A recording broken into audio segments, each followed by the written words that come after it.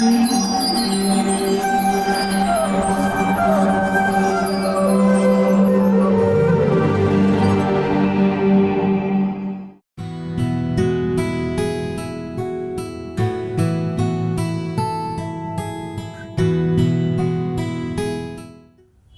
when I was a young man, I was a very bad boy, and I didn't like to read at all. And it drove my mother completely crazy, because how can you succeed if you don't know how to read? And I didn't like to read because I couldn't find anything worth reading.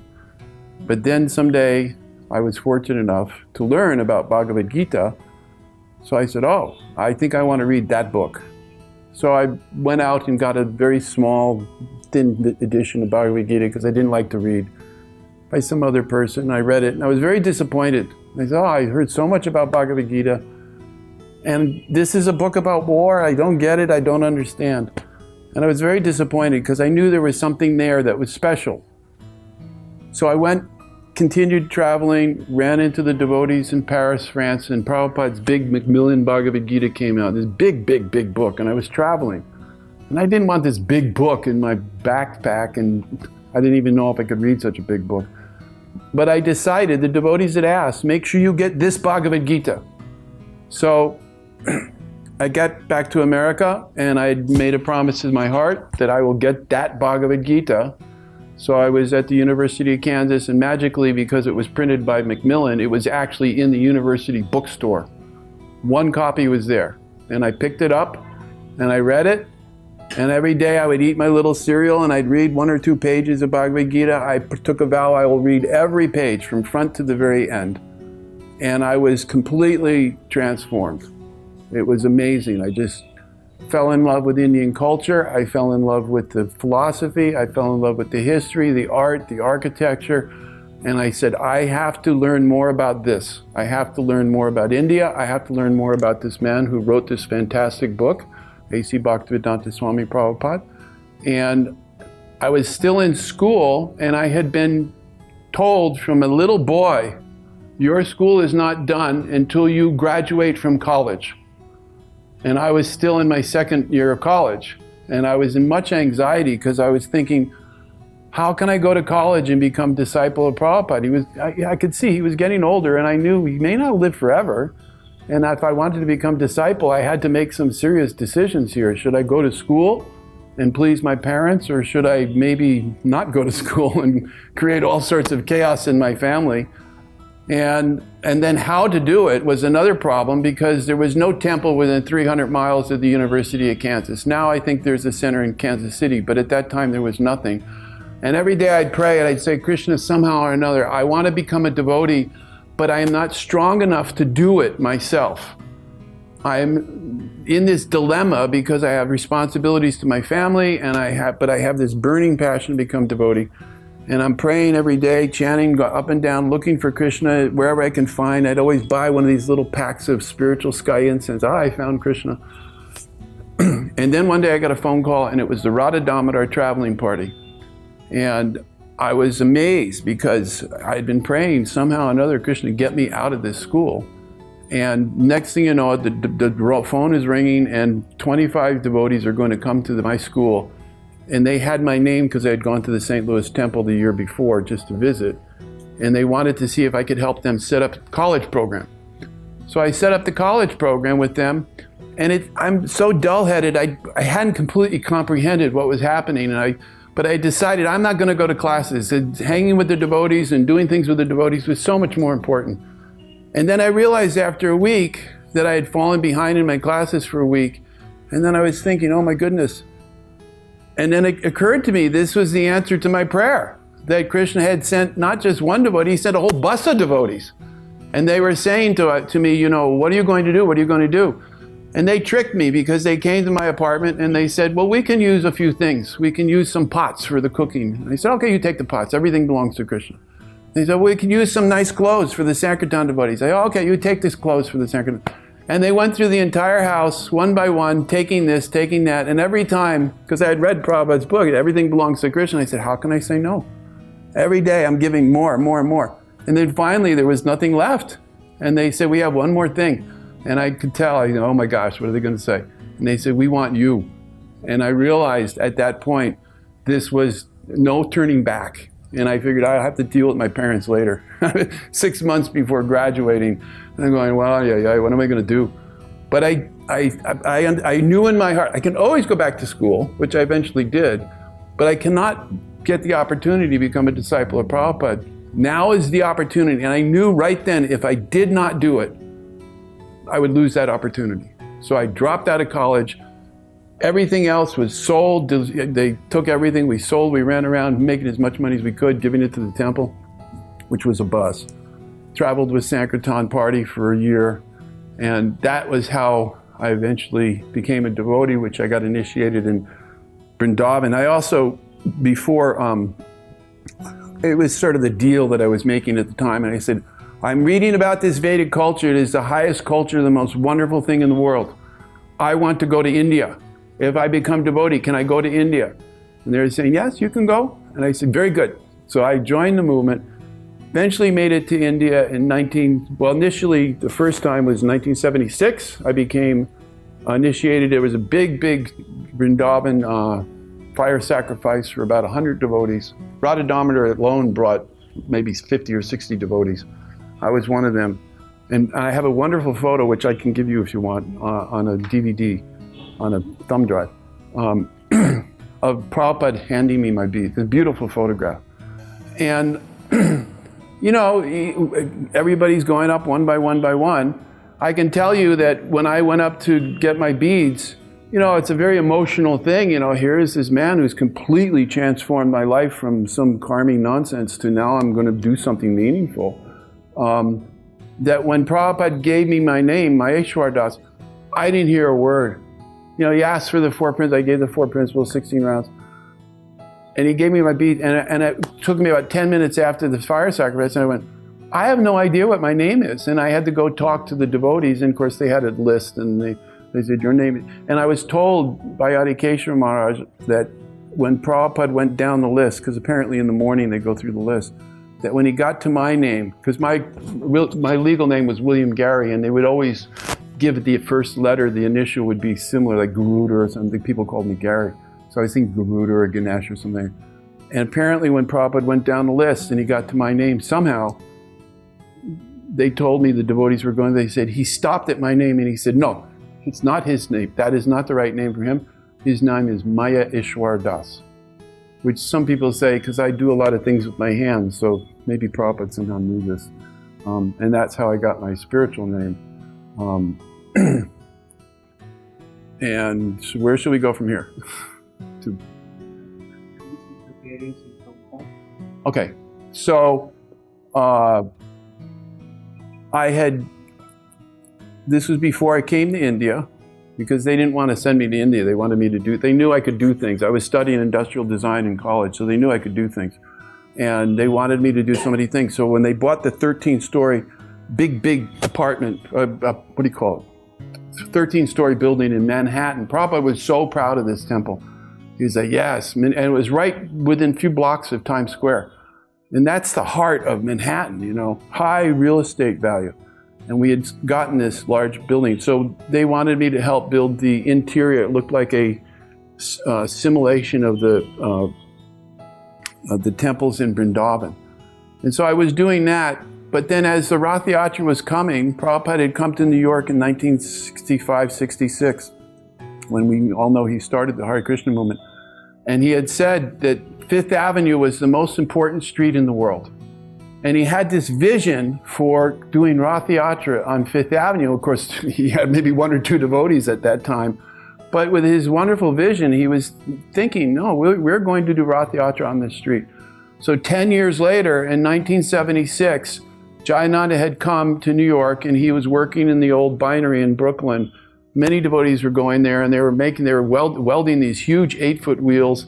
And I did not join the project until just a few days before the actual parade, because they wanted the temple to be finished too.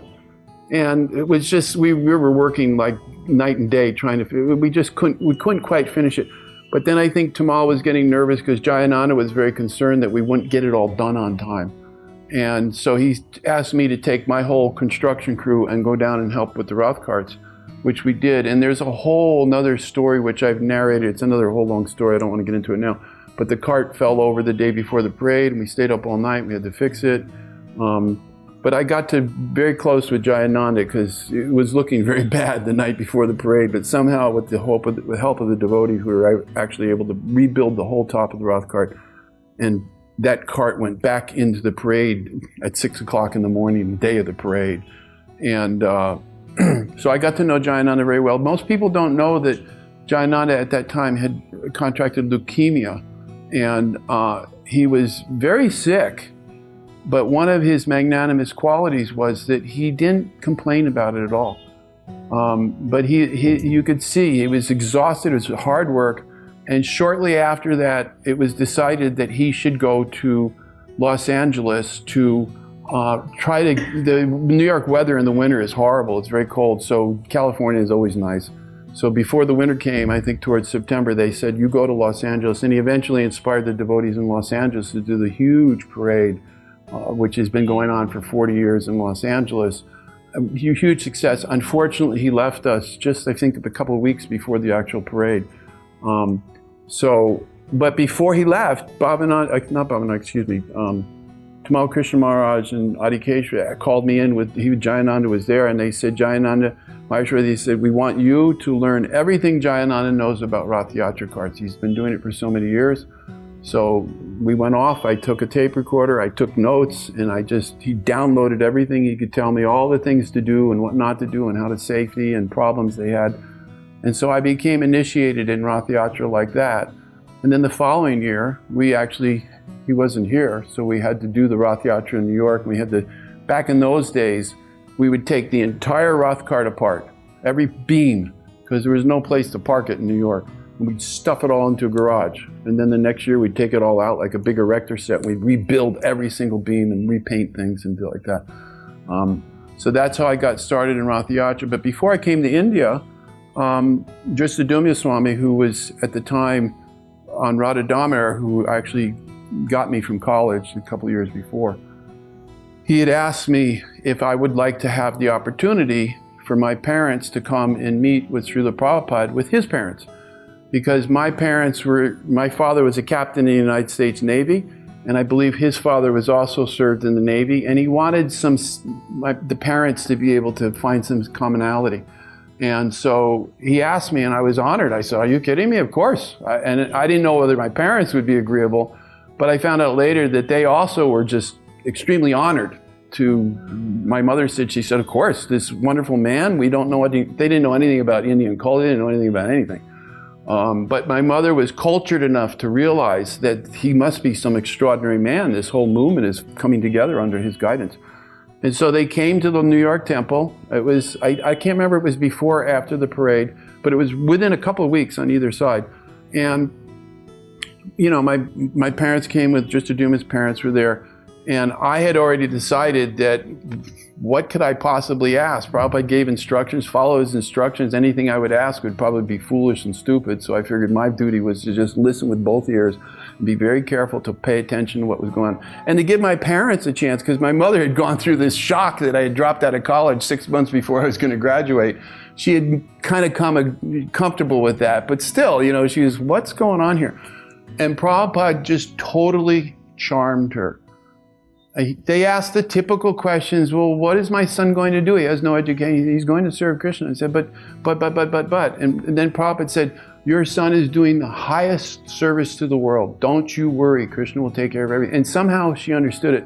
My dad was sitting in there. He wasn't asking so much, but he was gleaning like, oh, I think I like this now. And so at the end, and I didn't say anything. I was just watching the whole thing unfold. Sometimes I regret saying I could have had some conversation, but I think I did the right thing. I listened.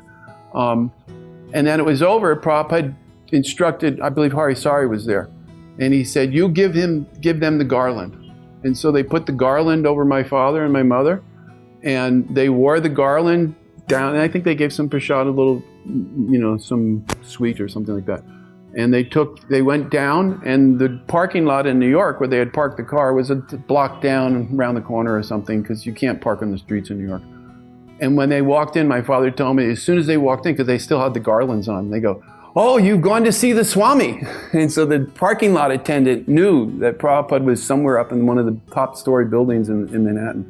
And my father was like, "Whoa," this is, he was very impressed by that. But the wonderful thing about this is that, I was thinking, okay, that's over.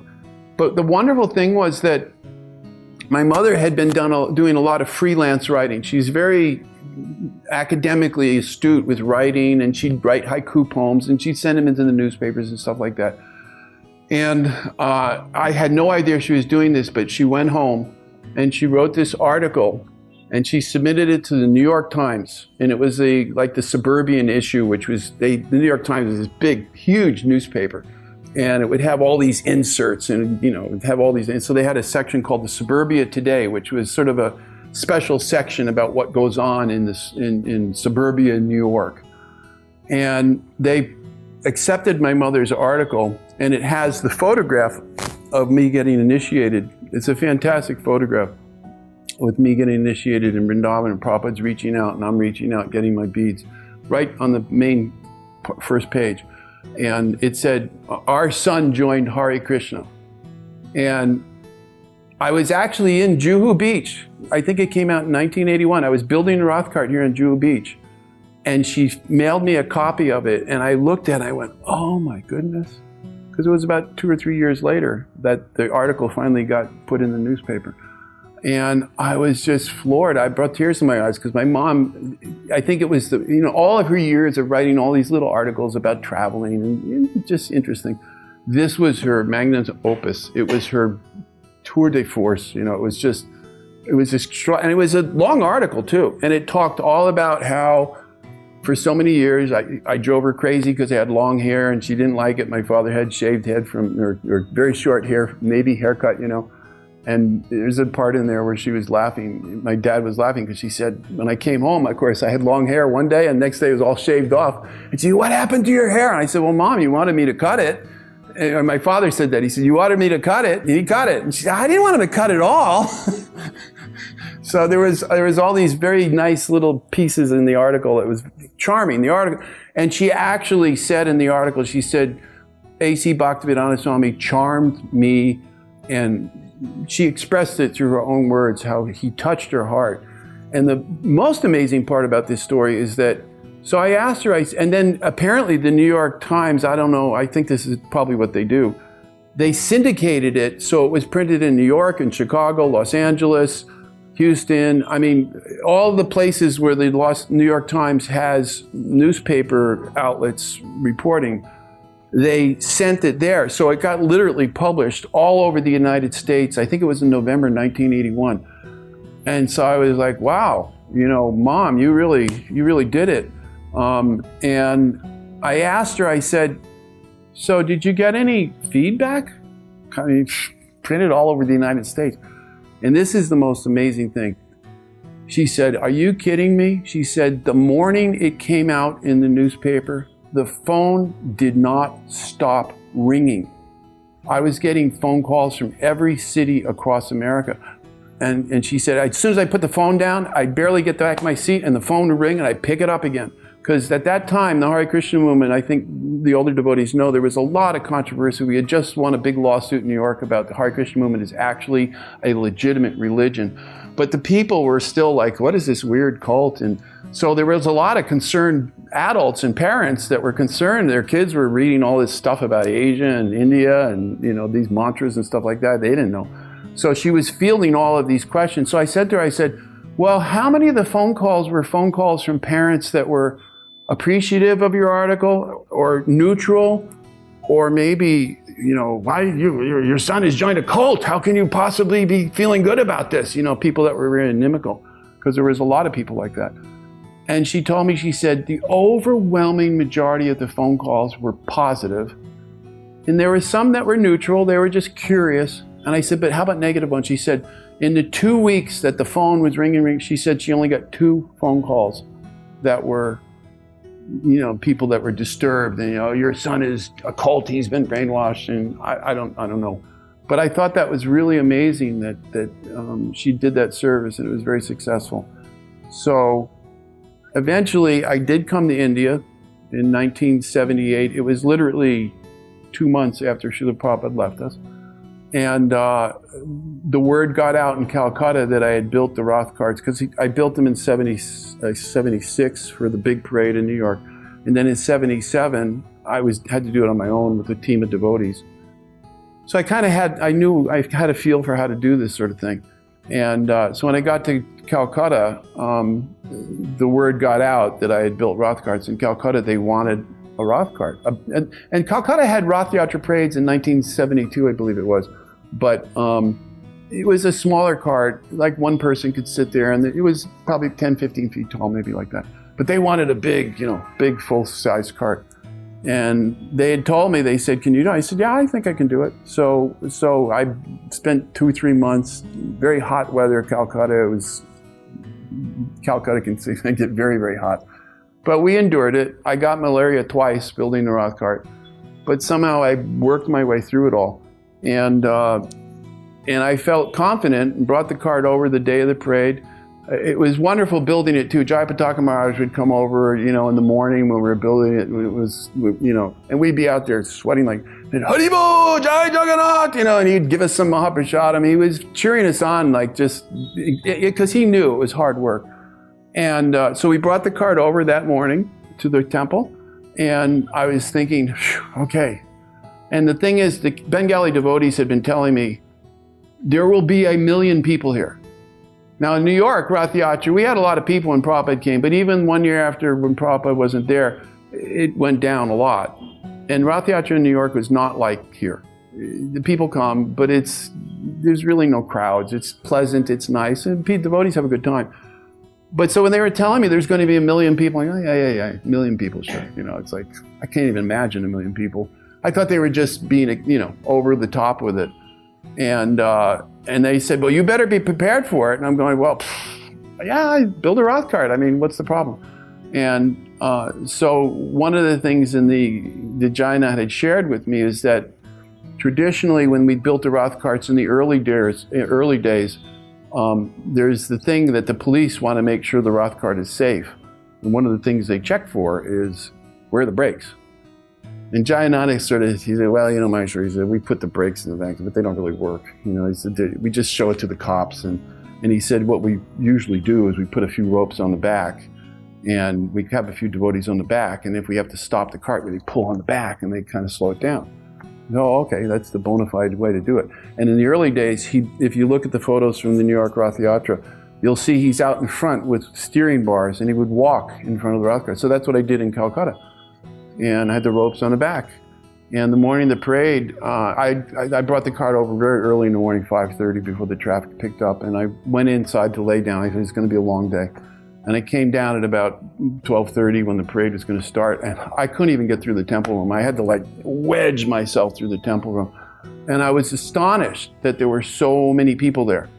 And I looked out from the veranda of the Calcutta parade over Albert Street. And there were people everywhere. They were on the wall. I was just like, holy smokes, I've never seen so many people. And we went down, and it's a whole long story. I don't know if we have the time to do it now, but basically what happened was in the first 10 feet of the parade, the wheel got wedged into a very high curb, and the Bengalis pulled the Roth cart, and they just totally twisted the front axle. Totally twisted it.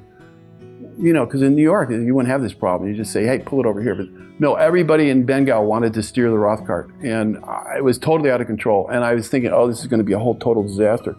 But they broke the front axle. And at that point, I felt totally useless, complete failure. And I was having all my circuits were breaking down. And I just went upstairs to the Brahmacharya ashram, which was a roof in Calcutta at the time. And I actually said, tell them I'll go home. There can't be a parade now. It's not going to happen. The cart is totally destroyed. And I went upstairs and just sort of checked out. And, all the devotees were trying to figure out what to do. And at some point, Jayapataka called for me. And he said, you get Mayesvara down here now. And so I reluctantly came down because I just felt totally like I'd failed everybody. I failed the whole city of Calcutta. And Jayapataka was saying to me, he said, Prabhu, he says, look, you have to help think. You figure something out. And they had all these crazy ideas. They were going to lift it. They were going to put an ambassador under the front of it. They had all these. They were going to put it on a flatbed truck, which you couldn't do because the spire would come, the telescope came down through the middle. And I was trying to figure it out. And as I sat there, Krishna, Jagannath gave me the intelligence. And he said, what do you do when a car breaks down? So you get a tow truck. And I said, not any tow truck, not an ambassador tow truck. You get a big lorry tow truck. And everybody goes, oh yeah, that's what we should do. So they got on the phone and they contacted somebody, and they got the big lorry, and you could see it took about 2 hours because the lorry had to get through all of the people, and about an hour later, it finally came. You could see it at the end of Albert Road coming around, I think it's COMMENT Street. Coming back, they were getting the people all the way. And we had to like smash a hole through the front of the Roth cart and put the hook down through the front of the Roth cart. And I'm going, okay, I guess this is the way it's going to work. And we actually jacked the Roth cart up. And then the question is what to do with the ropes. And so we tied the ropes on the front of the tow truck. And the magic of this, and there's so many other aspects of this story, which I won't go into now for the sake of time, but if people want to read it, it's the Calcutta Temple has posted it on their website, the whole story. But one of the magical things about this was because if that had not happened, there would have been no brakes, because I had put the ropes on the back, and what we had was basically the entire city of Calcutta on the front side and the Mayapur Gurukul of 30 kids on the back side, which would have just obviously not worked. But because the axle broke and we put the tow truck on the front, and I told the tow truck driver, I said, you are the brakes and you are the steering. You have to get us through to the other side of the city. And he was very good. And they pulled the whole thing. And there's actually a picture in the 1970, I guess it was 81 or something like that, Back to Godhead magazine. The following week, we didn't have time to fix it. We fixed it the following year. But the following week, because we knew we were going to use the tow truck again, they came and they decorated the whole tow truck with flowers and everything. And there's a picture of it in the Back to Godhead magazine. But it was Jagannath's mercy on me and the entire devotee community, because had that not happened, it would have certainly been a disaster. Somebody would have gotten seriously hurt. But I learned my lesson, and then the next year I redesigned the whole front of the cart to be like a tank, and I put a big steering wheel on in front of it, because you can't, I mean, it was like 10 different languages were happening, and the police didn't know how to handle it. I didn't know how to handle it. And so I said, okay, we're taking the steering off the road. And that's when we actually I started visualizing we have to make Roth carts with a different understanding, especially for India. So after that, Bhavananda asked me to go to Calcutta. Excuse me, he asked me to go to Vrindavan, because the Samadhi project hadn't really started. It was still wallowing along. And you know, a year later, and we haven't really done hardly any. I think they put the foundation stone in, but they hadn't actually done any construction. So I was sent to Vrindavan, and I actually spent 2 years there and got the whole Samadhi project going, and built the superstructure, put down the first layer of marble on the floor, the electric, the plumbing, and then there were some management changes, and I found myself coming to Bombay. And Chitrikar was here and Giriraj was here, and I guess they had heard Calcutta. I did Calcutta 2 or 3 years for Rath Yatra, and New York. And they asked, we want Rath Yatra cart for Bombay. And so I started in right after the 1st of January, 1982, because they wanted to have the parade when the devotees came for Gaur Purnim a couple of weeks later, or I guess at the end of March or beginning of March. And so I said, okay. So we worked hard. We built it right out the front door of the temple. It's a little different now. I haven't been here for 38 years, so it's quite a change. And it was wonderful. I mean, the devotee, Rath Yatra is a very exciting thing. Devotees, oh, wow. And I built what I realize now was, and I'm still pretty convinced it was the biggest Rath Yatra cart in our entire Hare Krishna movement. And I realized the other day, actually, I think I can safely say it's the biggest traveling Rath Yatra cart that's ever been built in the world. Because the ones in Jagannath Puri, they don't leave Jagannath Puri. But I realized at that point that Rath Yatra was such an important part of our program. And there's always this problem of temples can't afford. So if we can make them so we could put them on a truck and not have to completely dismantle them like we did in New York, that would open up the door for so many more Rath Yatras. So I started experimenting it with the sides collapsing and the front collapsing, and of course the top always collapsed. And we built that here in New York. And then the devotee, I just met him 2 days ago when I came here. Apparently he's taken that over. And they explained to me, actually, it was so big, I think they had to cut it down because apparently the route changed and they couldn't get it through the streets or something, which is okay. And that's really my service to the Bombay Temple, was building that first big Rath Yatra cart. And I have photographs of that too, also on the thumb drive, if you're interested in integrating that into your presentation. So, anything else you'd like to hear? I think I've taken my 15 minutes. Would you want to say anything about the current day ISKCON? Well, it's just this current day ISKCON is just, you have to understand, I've been preaching in a little town in Ojai, California. I sometimes jokingly refer to it as New Varanasi because it's filled with every impersonal philosophy you can. It's a little tiny town, and sometimes I refer to it as the Sedona of California, which people in India may not know, but Sedona is a very new age place in Arizona, so it's kind of like that for California. I don't want to mention the names of some of the people that are there, it's not appropriate. But there's a very strong resistance of impersonalism. It's like pulling teeth from crocodiles. Preaching is very difficult. I've had to learn a lot about how to present. I was trained by Tamal Krishna Maharaj, who I think some of you may know was a very ferocious preacher. And he seemed to be successful with it. And so that was sort of the way I was trained up. Make no compromises, take no prisoners. You know, you teach Krishna consciousness, and those who are ready to hear it will hear it. And those who aren't ready to hear it, you do what you can to try to make it more favorable for them. But you don't make compromises. You know, we could discuss all day the philosophy, the pros and cons, but that's the way I was trained. And so coming here after 38 years, and I've said to every devotee, it's just overwhelming because there is no Vedic culture in America, and there's certainly none in Ojai, California. So to come here and have the reception of so many wonderful devotees that are literally bending over backwards, doing everything they possibly can to make it our pleasant stay here. And I almost feel ashamed to ask them to do anything. And I was like, I'm not that big of a person, but they're so honorable. It's wonderful. And of course, yeah, to see how it's growing. And like I started this with the earlier part of my story, I fell in love with India because it's the only culture that makes any sense in the world. There is no culture anywhere else. I was raised in Malecha. I don't even want to tell you the kind of things that were just normal way of life in America, you know, when I was a kid, eating, doing all sorts of crazy things in college. And although I had no clue about Krishna consciousness, I always had some sense that there's got to be something more than this crazy lifestyle that I was raised into. And when I went to college, I thought maybe they would know. And after a year, I said, they don't know either. Nobody knows. And that's why I'm saying when I read Prabhupada's books, I go, finally, somebody knows something that makes sense.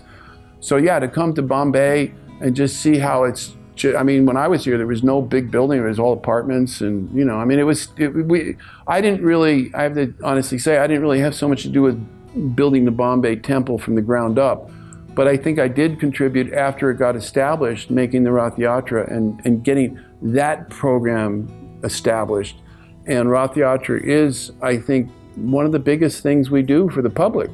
And the whole concept of Rath Yatra is that people are too self-absorbed or distracted or whatever to come to the temple, especially in America. I mean, in India, some people, they have a sense you come to the temple. But in America, why go to the temple? They're leaving the churches. Prabhupada said they're all abandoning the churches because they're not giving them anything substantial.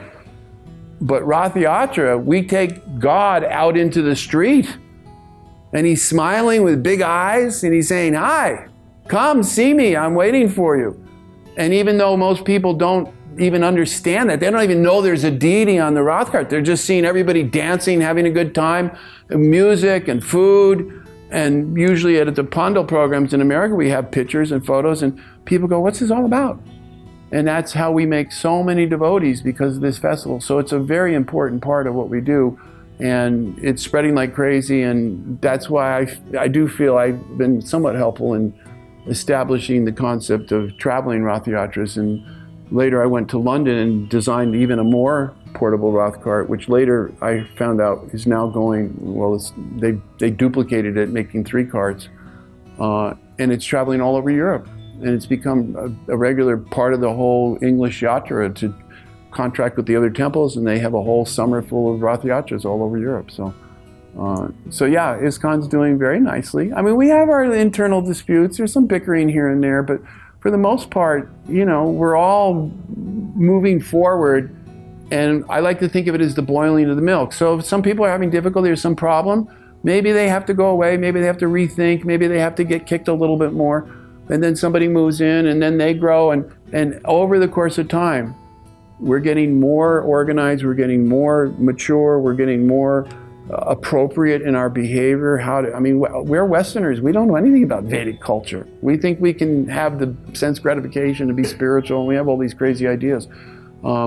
But slowly we're learning over time that no, you get what you pray for. You know, if you have nonsense prayer, you get nonsense life. You know, so anyhow, anything else? Is that good? Thank you. Okay.